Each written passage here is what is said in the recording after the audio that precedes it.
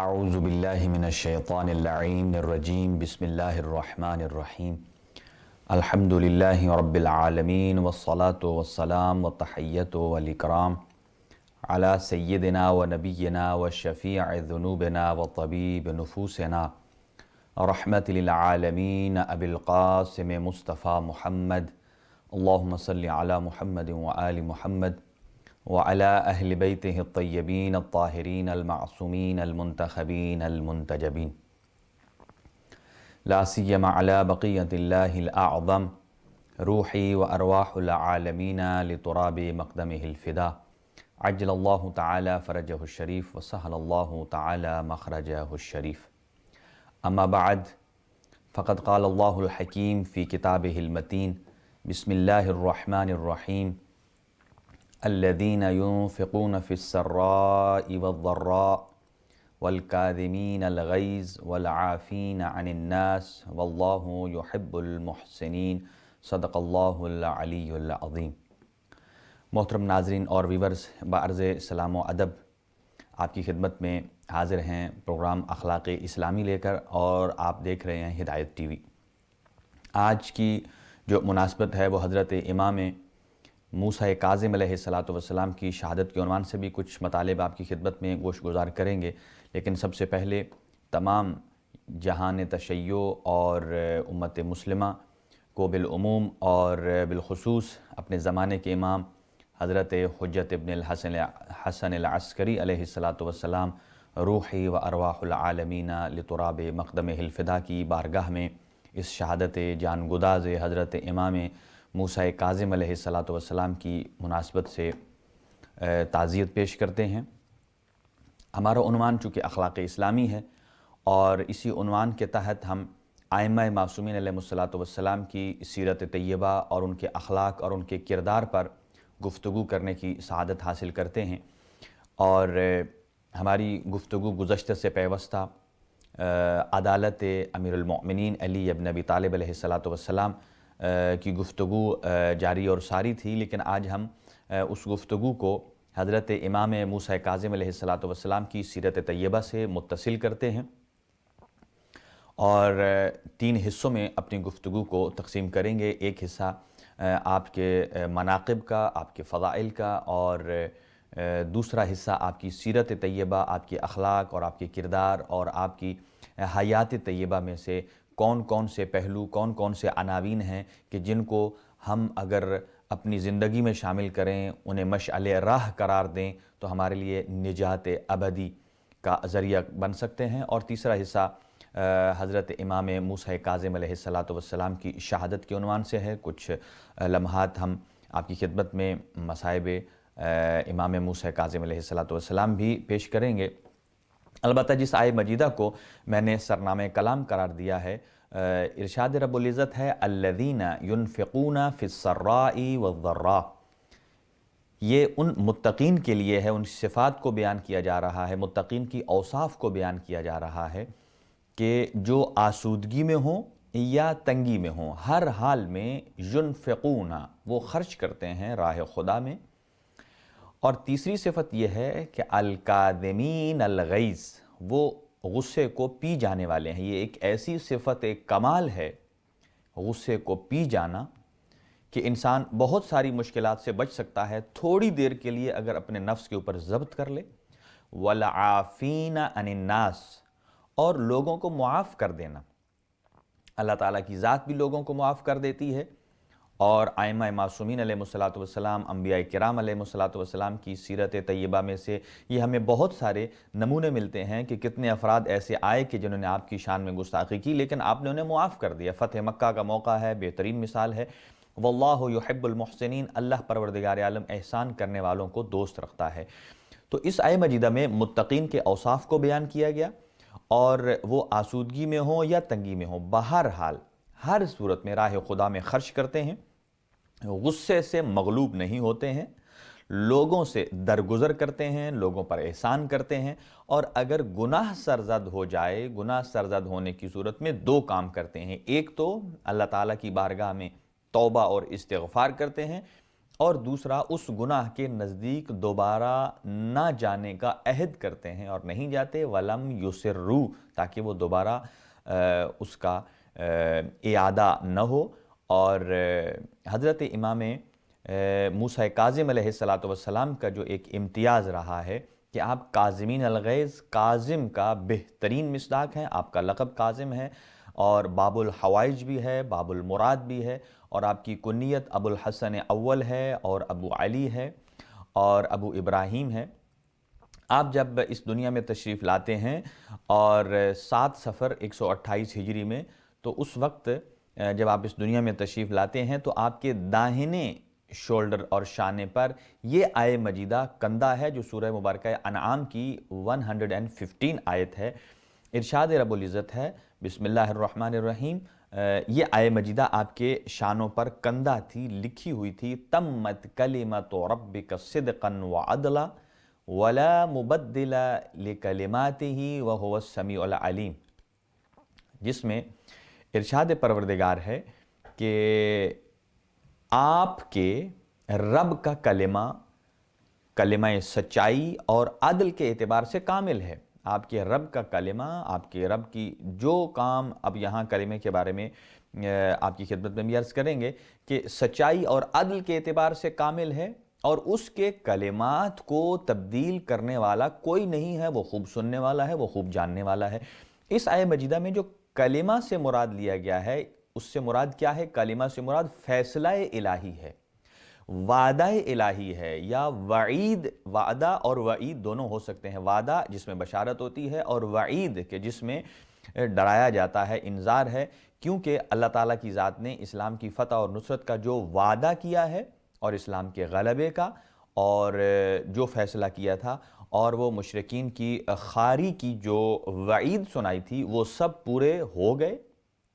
وَلَا مُبَدِّلَ لِكَلِمَاتِهِ، اور اللہ کے فیصلوں کو کوئی بدلنے والا نہیں ہے، وہ اپنے فیصلوں میں خود مختار ہے، اس کے فیصلوں میں کو کوئی تبدیل کرنے والا نہیں ہے۔ اور آپ جب اس دنیا میں تشریف لائے تو یہ آیہ مجیدہ کندہ تھی، اور آپ جس ماحول میں تشریف لائے، آپ کی پوری زندگی میں 55 سال آپ کی حیات مبارکہ ہے، اور جس میں سے 20 سال آپ اپنے بابا امام جعفر صادق علیہ السلام کی زیر سایہ رہے، اور 35 سال دور امامت ہے۔ اور آپ کی پوری حیات میں جتنے بادشاہ گزرے، مروان حمار ہے جو بنی امیہ کا آخری بادشاہ ہے، اس کے بعد بنو عباس کا پہلا بادشاہ یا حکومت شروع ہوتی ہے، بنی عباس جو صفاح کے نام سے ہے، پھر منصور دوانقی ہے، اور پھر مہدی عباسی، پھر ہادی، اور پھر ہارون الرشید ہے جس نے آپ کو زہر دیا۔ تو یہ کاظم ایک آپ کا لقب ہے جو اولین و آخرین میں یہ کسی نبی کو، کسی امام کو نہیں ملا، بلکہ یہ آپ ہی کا امتیاز اور آپ کا خاصہ ہے کہ آپ کی اتنی لمبی قید و بند کی صعوبتوں میں بھی رہتے ہیں اور مختلف قسم کی مشکلات کا سامنا کرتے ہیں، پھر بھی اپنے غصے پر قابو رکھتے ہیں اور ضبط رکھتے ہیں۔ اور دوسرا لقب آپ کا ہے ظاہر، یعنی سے، جس کی مؤنث ہے زہرا، یعنی مذکر کے لیے ظاہر یعنی چمکنے والا، مؤنث زہرا۔ جناب فاطمہ الزہرا سلام اللہ علیہا کو بھی زہرا اس لیے کہا جاتا تھا کہ کہا جاتا ہے کہ جب آپ مصلی عبادت پر جاتی تھیں تو مصلی عبادت پر کھڑی ہوتی تھیں تو وہاں سے ایک نور نکلتا تھا جو حجابات کو چیر کر عرش معلی تک جا کر ملائکہ کو متحیر کر دیتا تھا۔ ملائکہ نے پوچھا پروردگار عالم سے کہ یہ نور ہم نے پہلے نہیں دیکھا۔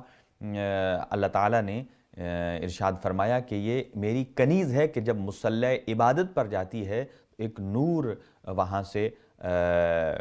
پیدا ہوتا ہے۔ اور امام موسیٰ کاظم علیہ السلام جتنا عرصہ آپ چاہے زندان میں رہے چاہے باہر رہے، عبادت الہیہ کے ساتھ آپ کا بے پناہ ایک عشق رہا ہے، اور آپ بھی چمکنے والی شخصیت اور بڑی ہی منور شخصیت آپ کی۔ اور آپ جب اس دنیا میں تشریف لاتے ہیں تو چھٹے امام جعفر صادق علیہ السلام ارشاد فرماتے ہیں کہ ہاتف غیبی کی آواز آتی ہے، اور کیا آواز ہے کہ انت صفوتی فی خلقی و موضع سری و خزینۃ علمی و امین وحی و خلیفتی علی خلقی۔ لک ومن احبک اوجبت رحمتی ومننت جنانی واحللت جواری وَلَأُسَلِّبَنَّ مَنْ خَالَفَكَ وَلَأُعَذِّبَنَّهُ عَذَابًا شَدِيدًا وَوَسَّعْتُ عَلَيْهِمْ وُسْعَةَ رِزْقِي۔ کتنے خوبصورت جملے ہیں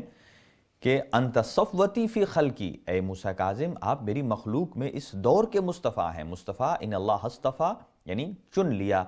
اور آپ مصطفیٰ ہیں، اور یہ اس بات کا اتم ثبوت ہے کہ رسول اکرم صلی اللہ علیہ وآلہ وسلم نے ارشاد فرمایا اولنا محمد و آخرنا محمد و اوسطنا محمد و کلنا محمد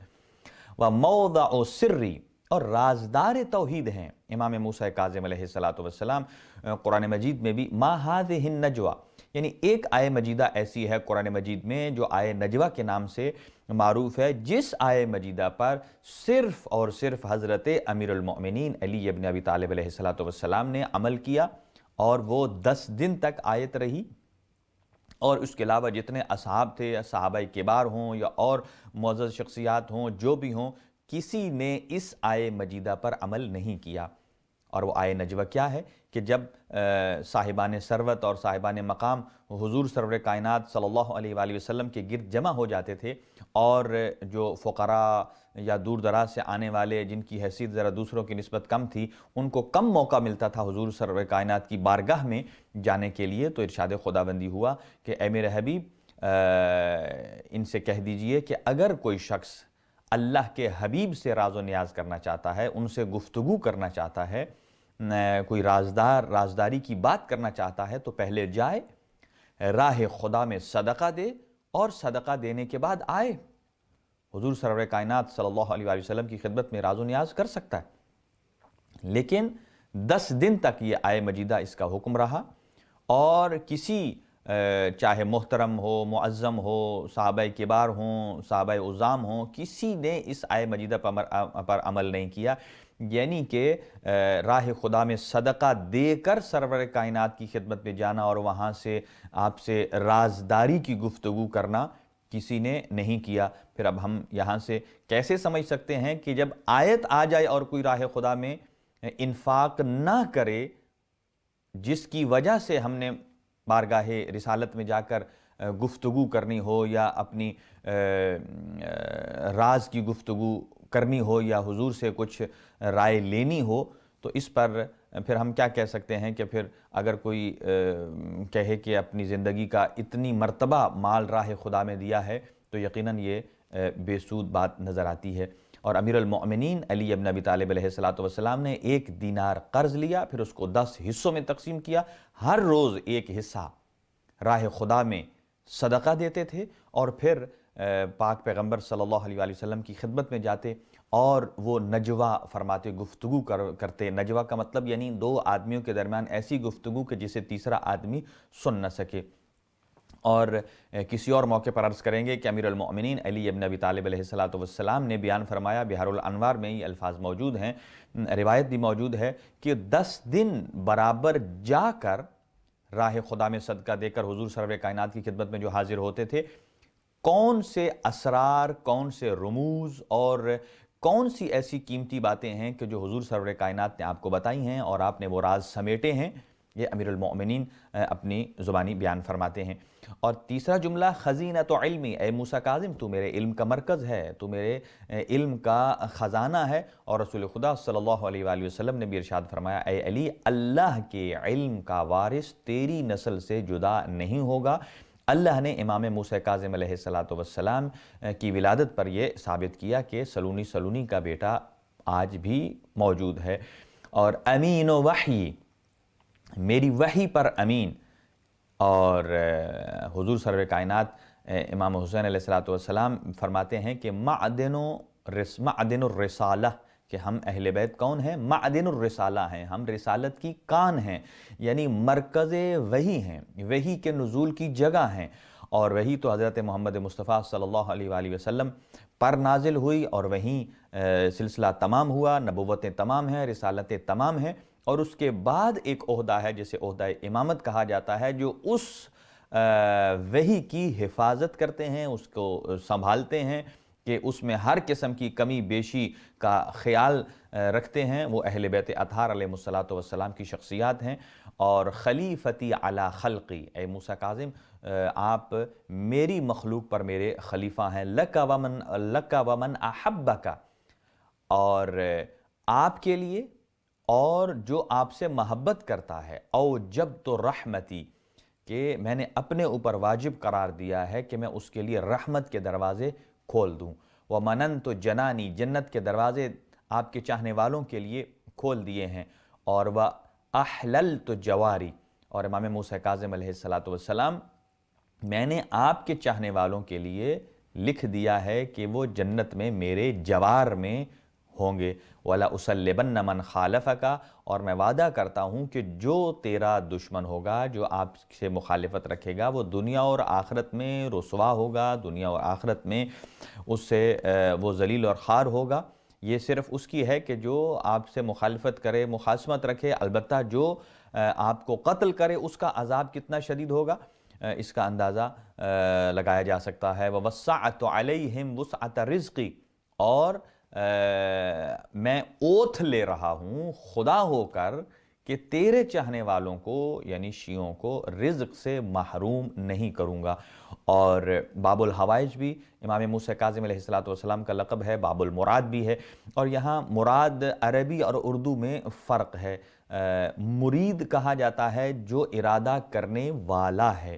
اور ایسے ہی اللہ تعالیٰ کی صفات ثبوتیہ میں ایک صفت ہے مرید، کہ اللہ مرید ہے،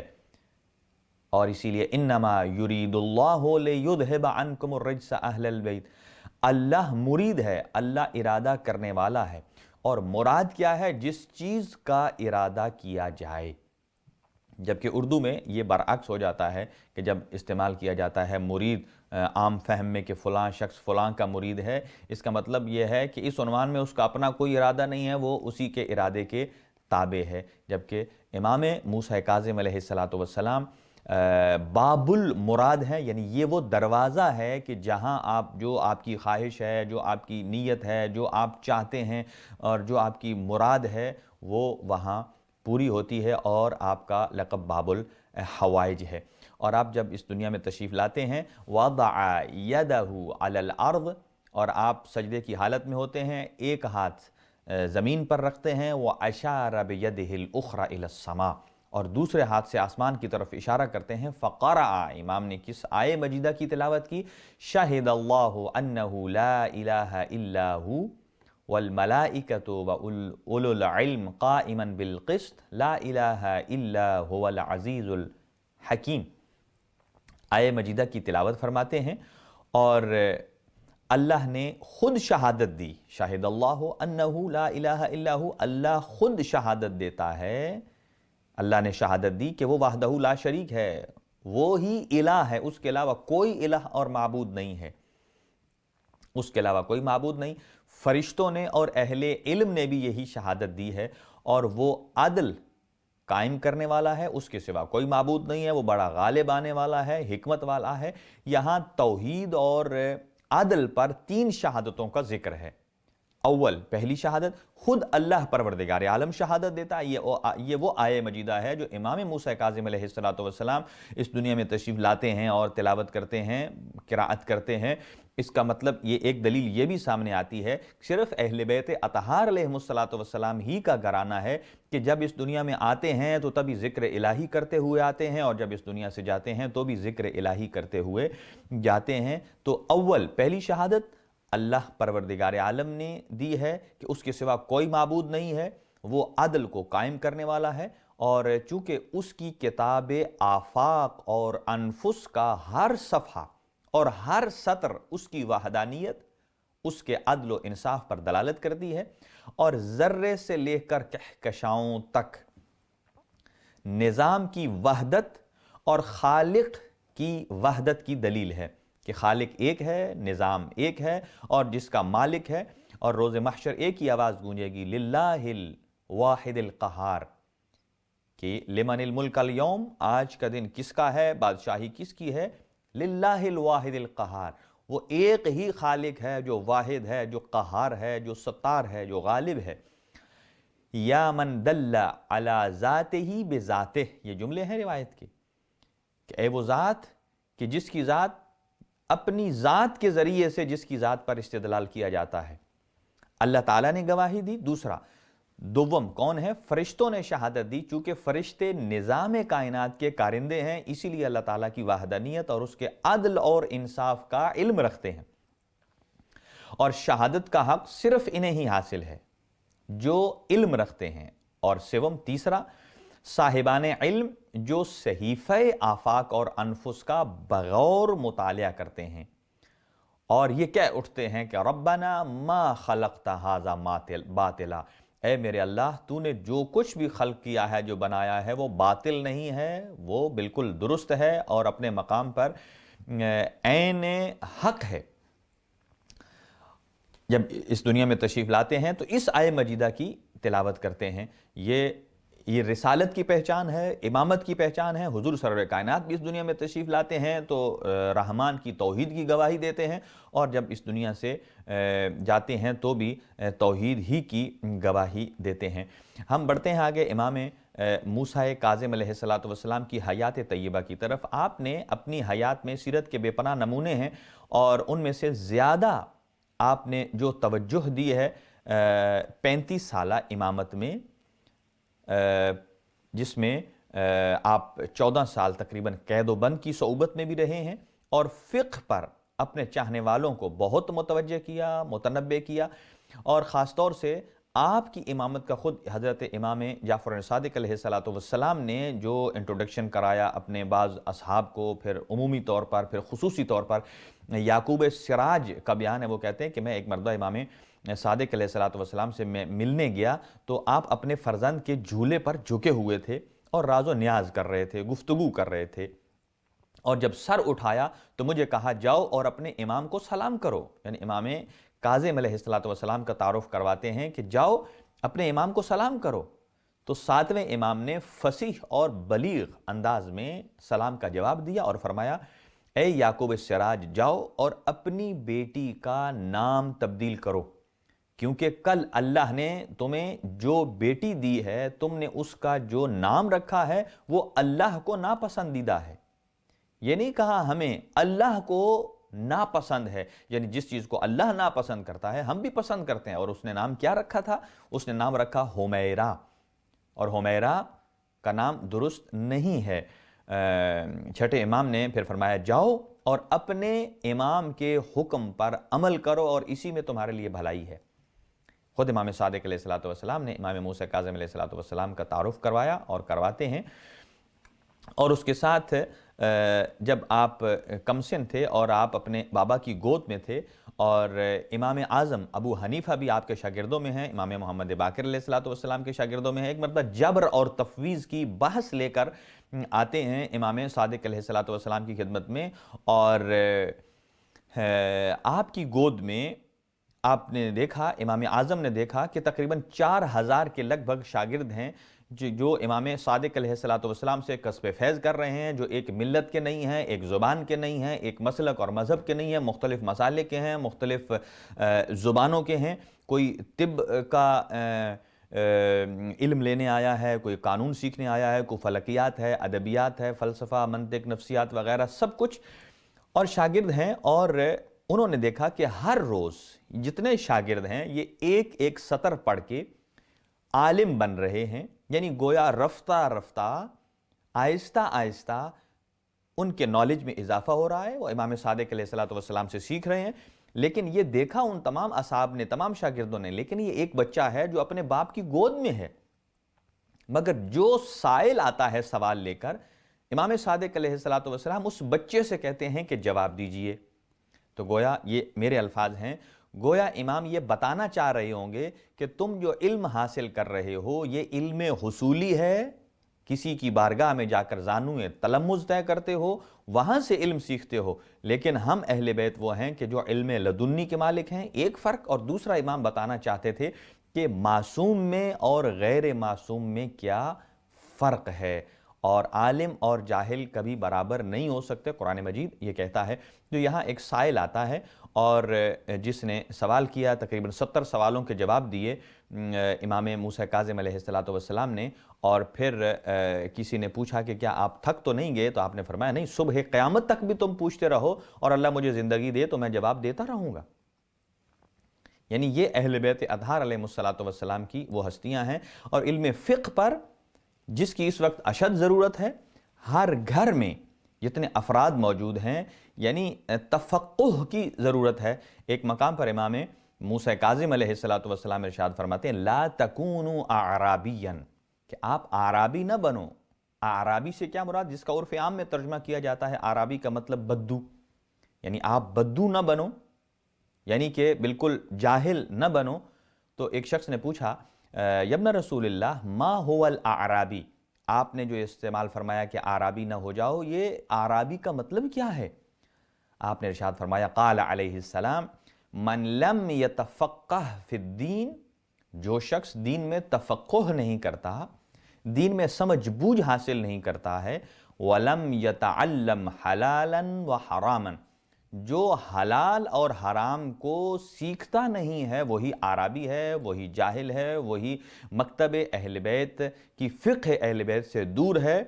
چاہیے کہ ہر شخص اپنے آپ کو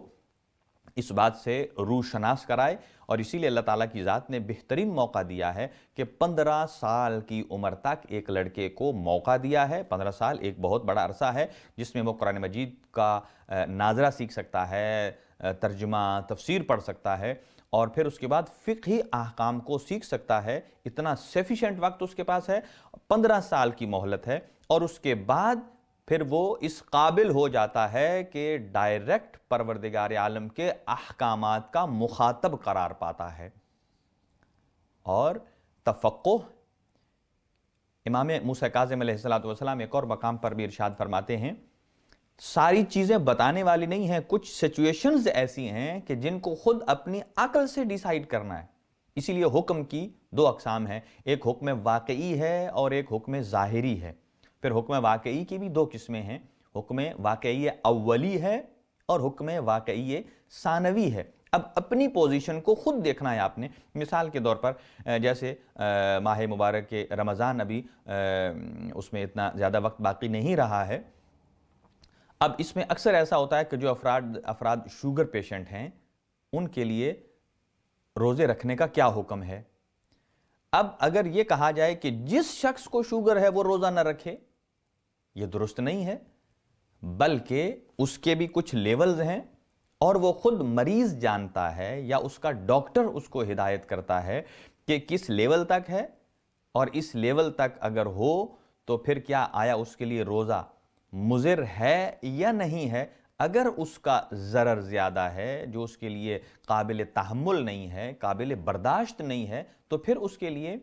کوئی گنجائش نکلتی ہے۔ لیکن سرے سے یہی کہہ دیا جائے کہ نہیں مجھے تو ڈائیبٹیز ہو گئی ہے، میں تو روزہ میرے لیے معاف ہو گیا ہے، ایسی بات نہیں ہے، بلکہ خود عقل سلیم سے فیصلہ کرنا ہے۔ اس لیے کہ اب جس عمل پر انسان اپنی عقل اور شعور اور سوچ سمجھ اور اپنی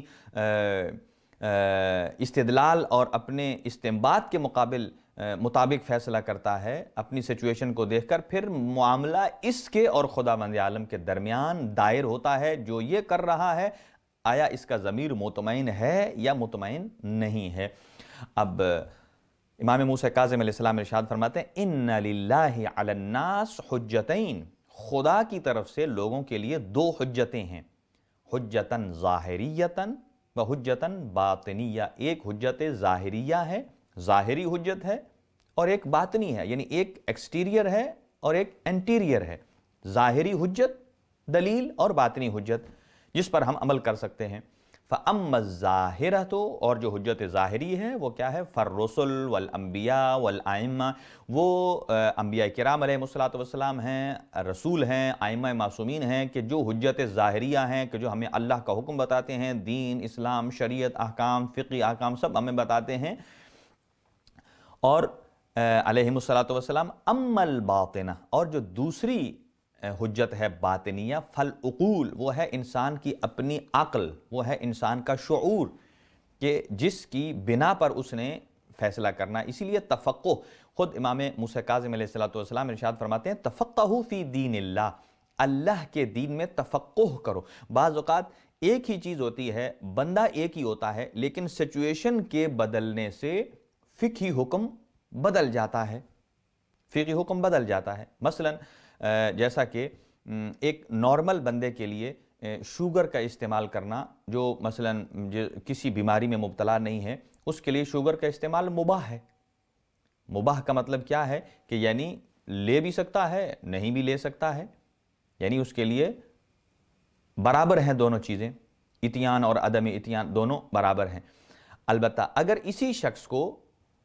مائلر سی اگر ڈائیبٹیز ہوتی ہے تو کچھ مقدار میں وہ لے سکتا ہے، یعنی کچھ مقدار میں لے سکتا ہے، بندہ وہی ہے، شوگر وہی ہے اور سچویشن ڈیفرنٹ. لیکن اگر اس کی ڈائیبٹیز اتنی بڑھ جاتی ہے کہ اسے انسولین لینا پڑتا ہے، انجیکشن لے رہا ہے صبح دوپہر شام، ایسے شخص کے لیے ڈاکٹر کہتے ہیں کہ اب تمہارے لیے حرام ہے، اگر ایسا لوگے تو مرض اور بڑھ جائے گا، مرض شدید ہو جائے گا. لہذا آدمی ایک، چیز ایک، معاملہ ایک، لیکن وقت کے ساتھ ساتھ حکم تبدیل ہوتا گیا اس کی سچویشن کی بنا پر. اسے تفقہ کہا جاتا ہے. تفقہوا فی دین اللہ،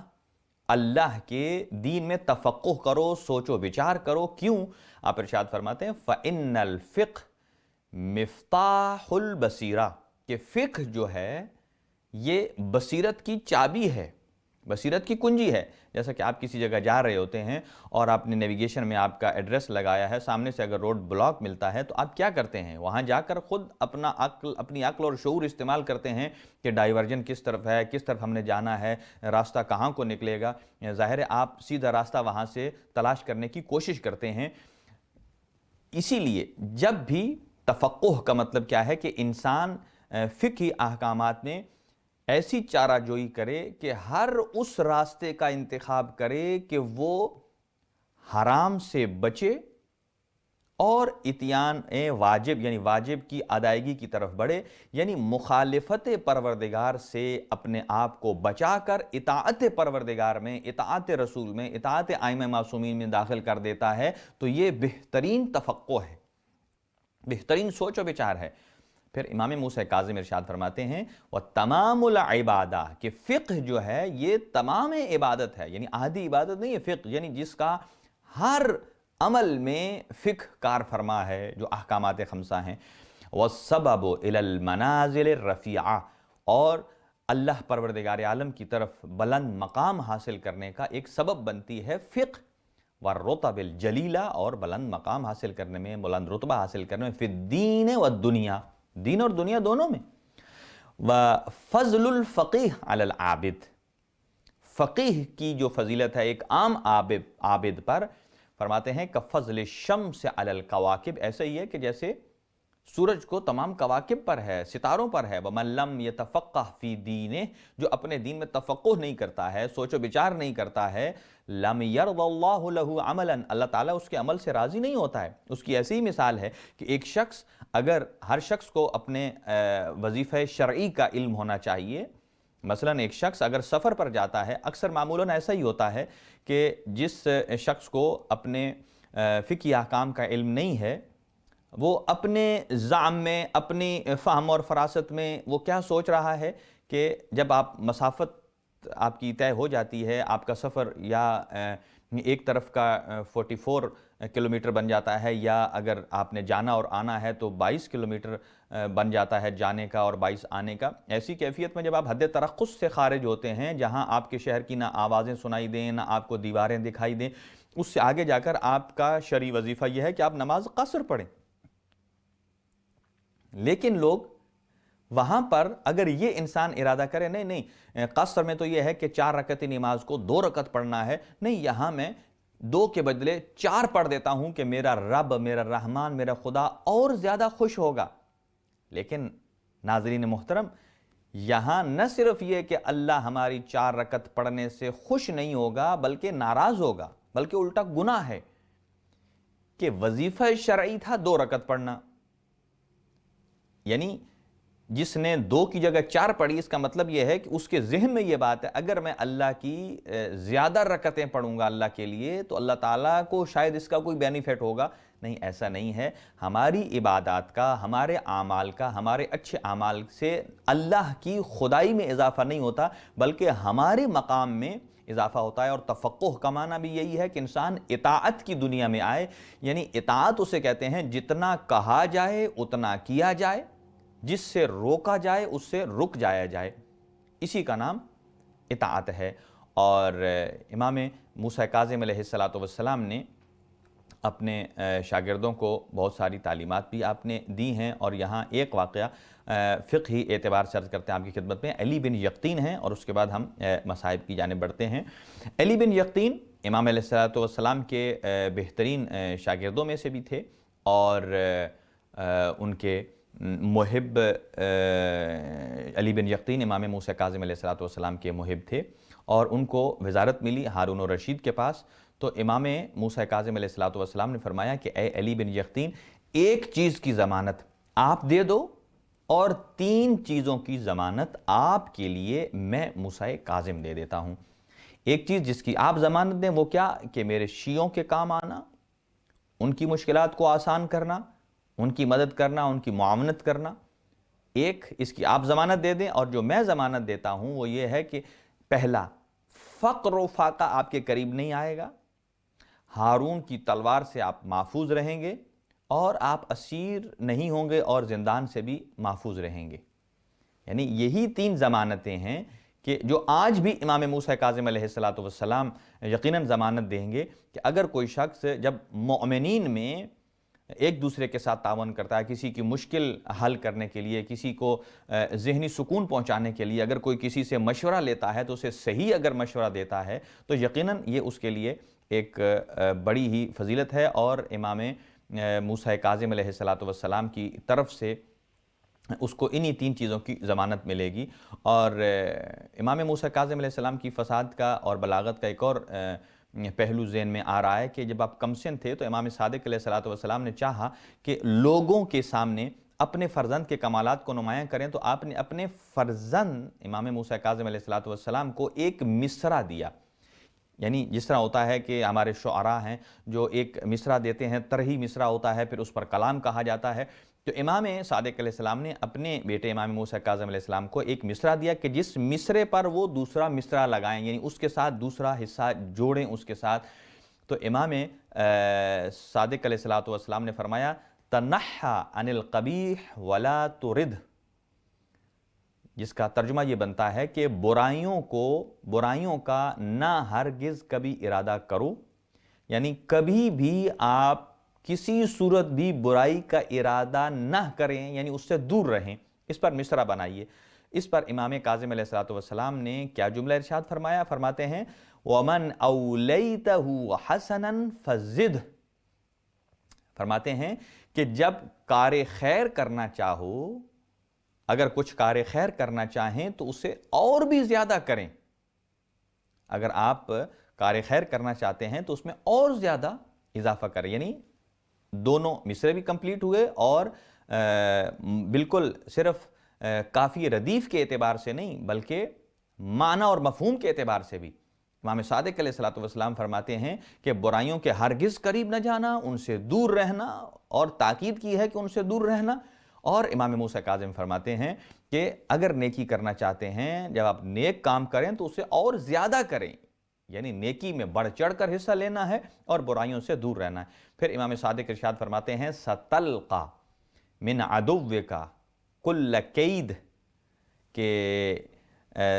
آپ دیکھیں گے کہ آپ کے جو تم دشمنوں کے مکر و فریب کو دیکھو گے. یعنی یہ معنی کہ آپ اپنی زندگی میں دشمنوں کے مکر اور فریب کا مشاہدہ کریں گے، انہیں دیکھیں گے. اور اس کے جواب میں امام کاظم علیہ السلام ارشاد فرماتے ہیں کہ وہ کیا فرماتے ہیں اِذَا كَادَ الْعَدُوُّ فَلَا تَكِدْ، کہ اگر آپ دشمن کو دیکھتے ہیں اور اس کے مکر و فریب کو دیکھتے ہیں تو کبھی بھی اس کے جادہ اور اس کے راستے اور اس کی روش کو اختیار نہ کرنا. اگرچہ وہ کیوں؟ اس لیے کہ وہ مکر اور فریب ہے، اپنے ہی راستے پر کاربند رہنا اور مضبوط رہنا۔ امام موسیٰ کاظم علیہ السلام نے فقہی میدان میں خاص طور سے امام اعظم آپ کے پاس آتے ہیں جبر اور تفویض کی بحث کرنے کے لیے، تو آتے امام صادق علیہ السلام کی خدمت میں ہیں، لیکن امام موسیٰ کاظم علیہ السلام نے آپ کا استقبال بھی کیا اور ان کو اپنے والد سے پہلے جواب دیا کہ آپ کے مسئلے کی 3 صورتیں ہیں۔ جبر اور تفویض کیا ہے؟ مکتب تشیع کا عقیدہ ہے الامر بین الامرین۔ جبر کا مطلب یہ ہے کہ جو کہ کچھ فرق کا عقیدہ بھی ہے کہ انسان جو کرتا ہے، جیسا کہ کہا جاتا ہے کہ اس دنیا میں تو پتہ بھی نہیں ہلتا جب تک مرضی الہی نہ ہو۔ یہ کس بات کی طرف نشانی ہے؟ یعنی اگر ہم بھی برا کام کر رہے ہیں تو یہ بھی اللہ کی مرضی سے کر رہے ہیں۔ اور تفویض کیا ہے؟ یعنی اللہ تعالیٰ نے اپنی ساری پاور ہمیں دے دی ہے اور خود ہم سے بالکل کٹ آف ہو گیا ہے، اس کا کوئی ہم سے کنیکشن نہیں، اب جو کچھ کر رہا ہے وہ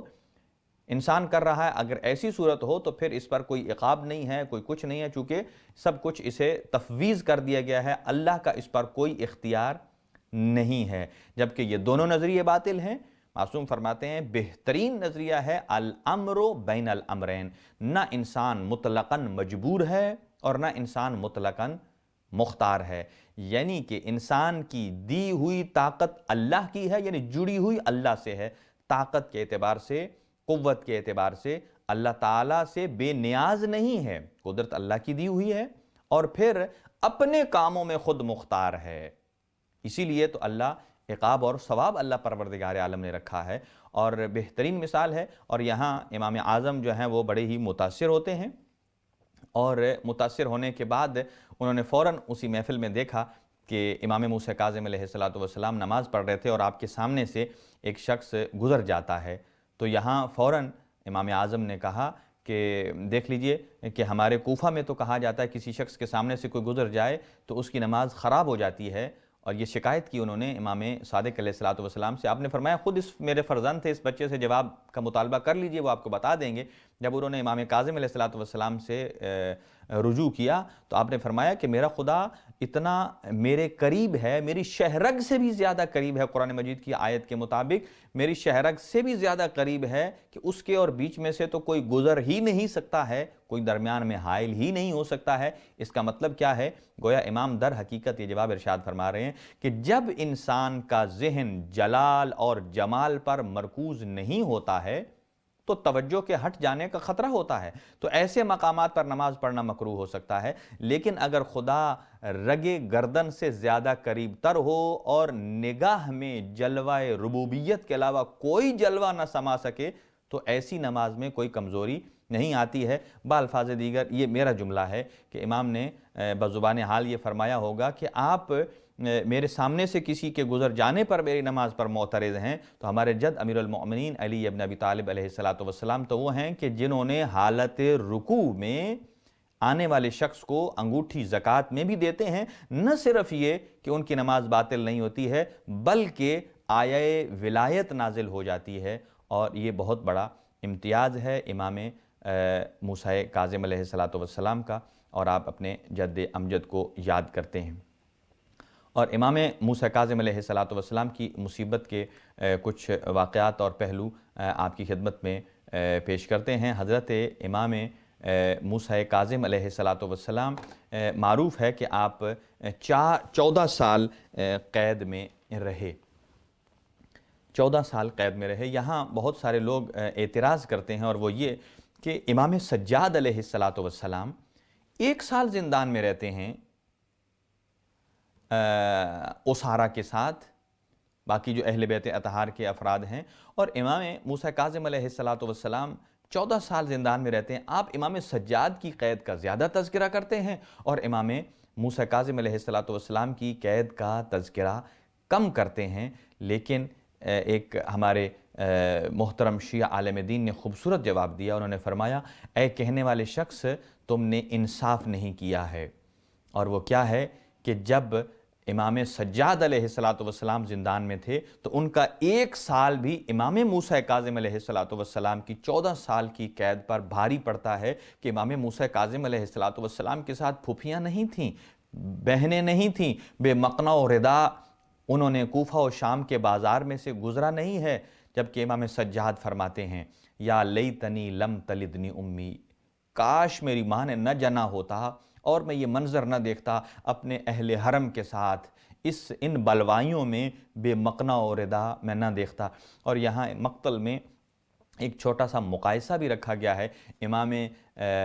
علی ابن موسیٰ رضا علیہ السلام کا اور امام علی ابن الحسین علیہ السلام کا، اور وہ کیا دونوں شباہتیں ہیں علی زین العابدین میں اور علی رضا میں، کہ علی زین العابدین کے بابا کا لاشا 3 دن تک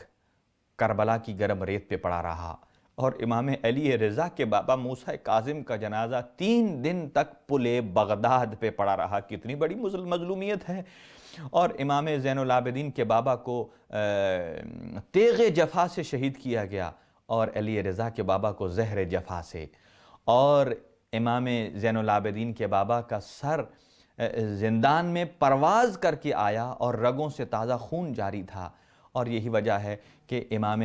موسیٰ کاظم علیہ السلام بھی بابا کو زندان میں جب دیکھا اور دیواروں پر کچھ خون لگا ہوا تھا اور پوچھا بابا یہ دیواروں پر، زندان کی دیواروں پر خون کیسا ہے؟ کہا بیٹا جب زہر مل جاتا ہے اور زہر کی وجہ سے انسان کا کلیجہ پانی ہو جاتا ہے اور اسے پانی کی بھی ضرورت ہوتی ہے، ایک آتش اور آگ کی کیفیت سینے میں ہوتی ہے، مجھے کوئی پانی دینے والا نہ تھا، مجھے کوئی مدد کرنے والا نہ تھا، اور پھر میں کہوں گا کہ اے امام علی رضا آپ بھی بڑے مظلوم ہیں، لیکن آپ نے زندان میں اپنی بہن کو دفن تو نہیں کیا، ان کا جنازہ تو نہیں پڑھا، ان کو اٹھایا تو نہیں، آپ کے ہاتھوں میں رسیاں تو نہیں بندھی، لیکن یہ مشکل کیفیت سید سجاد کی ہے۔ اور امام موسیٰ کاظم علیہ السلام کی 14 سالہ قید ایک طرف ہے اور امام سجاد کی 1 سالہ قید ایک طرف ہے۔ امام رضا نے یا امام موسیٰ کاظم نے زندان میں نہیں کہا کہ بغداد، جب کسی نے پوچھا آپ کی مصیبت کیا، آپ نے نہیں فرمایا بغداد بغداد بغداد، لیکن جب امام سجاد سے پوچھا جاتا ہے تو فرماتے ہیں الشام الشام الشام۔ اور امام موسیٰ کاظم علیہ السلام کو مختلف زندانوں میں رکھا گیا، اور یہ سخت کیفیت تب پیش آئی کہ جب ایک مرتبہ امام جاتے ہیں مدینہ میں سفر حج کے لیے، اور نانا رسول خدا صلی اللہ علیہ وآلہ وسلم کو سلام کرتے ہیں، ہارون الرشید بھی وہیں ہے، اور ہارون نے یہ سلام کیا السلام علیکہ یا ابن عم، اے چچا کے بیٹے آپ پر سلام۔ تو امام موسیٰ کاظم نے فرمایا السلام علیکہ یا ابتا یا رسول اللہ، اے میرے جد، اے رسول خدا آپ پر سلام ہو۔ روضہ رسول پر یہ کہا کہ اپنا جد کہہ کر، اپنا باپ کہہ کر پکارا حضرت امام موسیٰ کاظم علیہ السلام نے۔ اور کیا کہتا ہے ہارون؟ کہتا ہے کہ اے رسول خدا میں آپ سے معذرت خواہ ہوں، کس کے بارے میں؟ کہ امام موسیٰ کاظم علیہ السلام کو گرفتار کرتا ہوں، اور اس لیے کہ انہوں نے امت میں تفرقہ ایجاد کر رکھا ہے۔ عجیب کیفیت ہے، امام کو کس طرح گرفتار کرتا ہے، نماز کی غال حالت میں گرفتار کیا گیا، زنجیریں ڈالی گئیں، اور آپ کو روضہ رسول سے، ماں زہرا کی قبر سے، سید الشہداء کا الوداع یاد آ گیا۔ امام موسیٰ کاظم علیہ السلام کی حسرت رہ گئی اور الوداع نہ کر سکے، اور یہیں سے آپ کو بغداد اور بصرہ کی طرف لایا گیا، اور عجیب قسم کی کیفیت میں پہلے بصرہ میں عیسیٰ بن جعفر کے زندان میں رکھا گیا اور کہا گیا کہ سخت سے سخت سزا دی جائے، لیکن جب اس نے دیکھا کہ امام تو صائم النہار ہیں، قائم اللیل ہیں، اور پھر وہاں سے فضل ابن ربیع کے زندان میں منتقل ہوئے، پھر وہ بھی متاثر ہوا، اس نے فضل ابن یحییٰ برمکی کے زندان میں منتقل کیا۔ جب ہارون کو معلوم ہوا کہ یہ تو امام علیہ السلام کو رعایت دے رہے ہیں، پھر اس نے سندھی بن شاہق کے زندان میں بھیجا، اور یہ زندان ایسا تاریک ہے، جو مومنین زیارت کے لیے تشریف لے جاتے ہیں انہوں نے دیکھا ہوگا، آج بھی اسے دکھایا جاتا ہے۔ ایسا تاریک زندان ہے جہاں سورج کی کرن بھی نہیں پڑتی ہے، تازہ ہوا بھی نہیں جاتی ہے، اتنی اذیت دی، اتنے کوڑے مارے گئے، اتنے سخت جلاد رکھے گئے، اور مختصر غذا دیتا تھا 24 گھنٹے میں ایک مرتبہ، جس میں جو کم اور کنکر کی مقدار زیادہ ہوتی تھی، اور اتنا مختصر زندان تھا، نہ اس میں لیٹ سکتے تھے، نہ اس میں پاؤں دراز کر سکتے تھے۔ یعنی جو افراد آج سے اس کا مقایسہ کر لیا جائے، جو افراد بائی ایئر سفر کرتے ہیں کہ اگر 6-7 گھنٹے کی فلائٹ ہو یا اس سے زیادہ ہو، تو جب وہ اترتے ہیں تو تھک جاتے ہیں، کبھی پیر نیچے کرتے ہیں، کبھی اوپر، بڑی آرام دہ سواری، آرام دہ جگہ، آرام دہ سیٹیں ہوتی ہیں، وہاں بھی انسان اکتا جاتا ہے۔ اندازہ لگائیے 14 سال امام جس قید خانے میں رہے، جہاں پاؤں بھی دراز نہیں کر سکتے تھے، ہمیشہ حالت رکوع میں ہوتے تھے، فرماتے تھے سبحان ربی الاعلی و بحمدہ، اور آپ کی مناجات کیا ہوتی تھی؟ فرماتے تھے یا اللہ، اے میرا کریم اللہ، تو جانتا ہے کہ مجھے تیری عبادت کے ساتھ کتنا عشق ہے، تو جانتا ہے کہ میں تنہائی میں تیری کتنی عبادت کرتا ہوں، تو نے مجھے بہترین موقع دیا۔ لیکن جو آپ کی زیارت کے جملے ہیں، السلام علی مغزوز اللحم، کہ سلام ہو ہمارا ان ہاتھوں پر، ان کلائیوں پر کہ جن کا گوشت قیمہ بن گیا۔ ایک امام کا شیعہ جو جس زندان میں امام تھے، داروغے سے کہتا ہے کہ مجھے امام کی زیارت کرائی جائے۔ اس نے کہا کہ اس کی ایک ہی چابی ہے اور اس پر قفل ہے، وہ ہارون کے پاس ہے، البتہ یہاں ایک روشن دان ہے، میں تمہیں زیارت کروا سکتا ہوں۔ کیا دیکھا کہ ایک چراغ موجود ہے، اس کے ساتھ ایک سفید چادر موجود ہے، اور کہا تم نے مجھ سے مذاق کیا ہے، یہاں تو کوئی شخصیت مجھے نظر نہیں آ رہی۔ اور وہ کہتا ہے کہ یہ تیرے امام موسیٰ کاظم علیہ السلام ہی ہیں۔ وہ جو سفید چادر ہے، اس کے نیچے بدن اتنا ضعیف ہو چکا ہے، اتنا نحیف ہو چکا ہے کہ نہیں معلوم ہوتا ہے۔ امام علیہ السلام کو زہر دلوائی، آپ کے چہرے کا رنگ متغیر ہوتا ہے، اور آپ کو اپنے دربار میں اور محل میں بلا لیتا ہے، اور ایک طبیب کو بھی بلا لیتا ہے ہارون، تاکہ یہ تاثر دے سکے کہ امام طبعی حالت میں اس دنیا سے جا رہے ہیں۔ لیکن امام جب اس کیفیت میں تھے، اور ایک مرتبہ آواز جب گونجی ملائے اعلیٰ میں، انا للہ و انا الیہ راجعون، تو یہاں ایک امام کا چاہنے والا تھا، کہتا ہے ہم نے سنا ہے معصومین سے کہ ما منا الا مقتول او مسموم، ہم میں سے جو جاتا ہے یا مقتول ہے یا مسموم ہے۔ میں خود اپنے امام سے پوچھتا ہوں، اپنا منہ امام کے کان کے قریب کرتا ہے اور کہتا ہے کہ اے فرزند رسول، شہید تو زندہ ہوتے ہیں، آپ خود بتائیے کہ کس کیفیت میں، آیا آپ طبعی موت اس دنیا سے گئے ہیں؟ امام کے لبہائے مبارک نے حرکت کی، اور 3 مرتبہ آپ نے فرمایا قتلاً قتلاً قتلا، کہ مجھے قتل کیا گیا ہے، میں طبعی موت اس دنیا سے نہیں گیا ہوں۔ چنانچہ امام کی 19 بیٹیاں ہیں، 18 بیٹے ہیں، جتنے بھی سادات عظام ہیں، سب کی بارگاہ میں تعزیت پیش کرتے ہیں۔ آپ اندازہ لگائیے، انسان جتنا بھی دور ہونا، پردیس میں ہو، اس کی خواہش یہ ہوتی ہے کہ عید کے موقع پر وہ اپنے گھر جائے۔ بچوں کی بھی خواہش ہوتی ہے ہمارے بابا آئیں، لیکن مظلوم ہیں موسیٰ کاظم علیہ السلام کی اولاد، کہ 14 سال زندان میں، سال میں 2 عیدیں آتی ہیں، لیکن ہر عید پر بچیوں کے، بیٹوں کے ذہنوں میں یہی ہوگا کہ شاید اس عید پر ملاقات ہو۔ لیکن امام کی روح قفص عنصری سے پرواز کر جاتی ہے، اور جنازے کو پل بغداد پر رکھ دیا جاتا ہے۔ کیوں رکھا جاتا ہے؟ اس لیے کہ اس پل بغداد کے اوپر وہ بھی کس نے اٹھایا؟ چند مزدوروں نے اٹھا کر رکھ دیا۔ ہمارا سلام ہو اس امام پر کہ جس کے جنازے کو مزدوروں نے اٹھا کر پل پہ رکھ دیا۔ اور وہ پل پر کیوں رکھا گیا؟ اس لیے کہ یہاں سے ہر قافلہ آنے جانے والا گزرتا تھا، مرکز تھا، اور ساری رات قافلے چلتے تھے، اور اس پل پر ہمیشہ حکومت کی طرف سے ایک چراغ جلایا جاتا تھا، مگر آج کی رات اس چراغ کو گل کر دیا گیا تاکہ آنے والے آئیں اور جانوروں کے پیروں سے لاشا روندا جائے، اور تاکہ کوئی لاوارث سمجھ کر دفن کر دے، کسی کو پتہ نہ چلے۔ لیکن حیوان بھی آئے اور ایک مقدار تک آ کر رک جاتے ہیں، اس سے آگے نہیں بڑھتے ہیں، تازیانے کھا لیتے ہیں مگر آگے نہیں بڑھتے ہیں۔ لوگ سواریوں سے اترے، جب انہوں نے دیکھا اور لاشا امام مظلوم کو دیکھا اور ان کو جا کر تدفین کیا، میں کہوں گا جب امام موسیٰ کاظم علیہ السلام کی خدمت میں کربلا کا تذکرہ ہوتا تھا، آخری جملہ ہے، اور فرماتے تھے، جب کہا جاتا نا لا یومک یومک یا ابا عبداللہ، اے ابا عبداللہ، آپ جیسا تو کوئی دن کسی کا نہیں ہے، کوئی مصیبت کسی کی نہیں ہے۔ جب امام موسیٰ کاظم علیہ السلام سے پوچھا گیا کہ آپ کے جد کی، آپ کے وجود پر کوئی ایسا مقام تھا کہ جہاں زخم نہ ہو،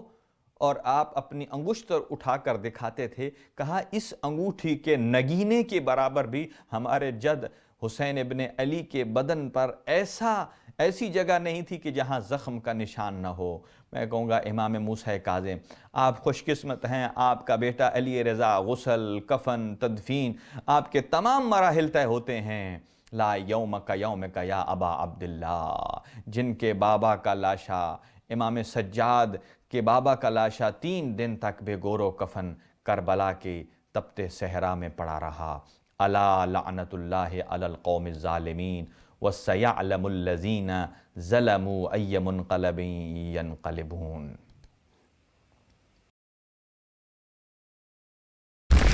اے موسیٰ